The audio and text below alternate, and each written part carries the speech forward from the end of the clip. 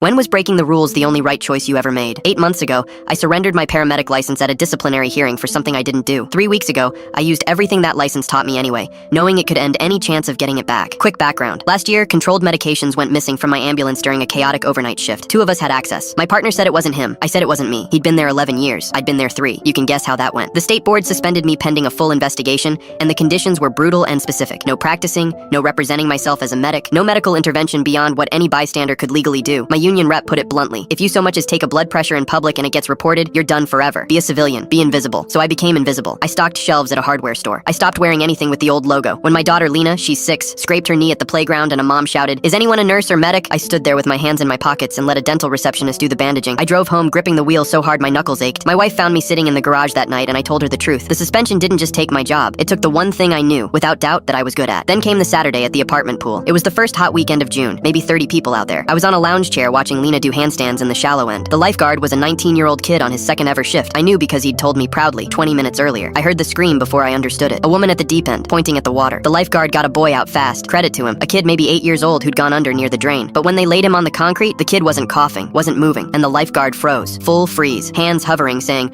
okay, to himself. His training visibly falling out of his head under the weight of a real body. Somebody yelled to call 911. Somebody else was already on the phone, and I heard the words that put ice in my spine. Dispatcher says 8 to 10 minutes. 8 minutes. A drowned child does not have 8 minutes. I want to be honest about what went through my head, because it wasn't noble. My first thought was the letter from the board. Any medical intervention will be considered practicing under suspension. I thought about my hearing, scheduled for July. I thought about my mortgage. I actually took a step backward. Then Lena's voice right beside me, small and terrified. "Daddy, why is nobody helping him? There are maybe 5 seconds of my life I'll remember on my deathbed, and those are 5 of them." I crossed the pool deck at a run, told the lifeguard calmly, "I've got him, you count with me." Checked the airway. Started compressions on that little chest, 30 and 2, 30 and 2, saying the numbers out loud so the kid holding the phone could relay it to dispatch. His mother was screaming behind me and someone was holding her back, and I just kept counting. On the 4th cycle, the boy convulsed, vomited pool water across my arm and started to cry. If you've never heard a drowned child start crying, I hope you never have a reason to. It's the best sound on this earth. The ambulance took him to Children's Stable. 2 people at that pool recorded everything on their phones, and one of them knew my story because apartment complexes talk. Within a day, it was reported to the board, officially, in writing, practicing under suspension,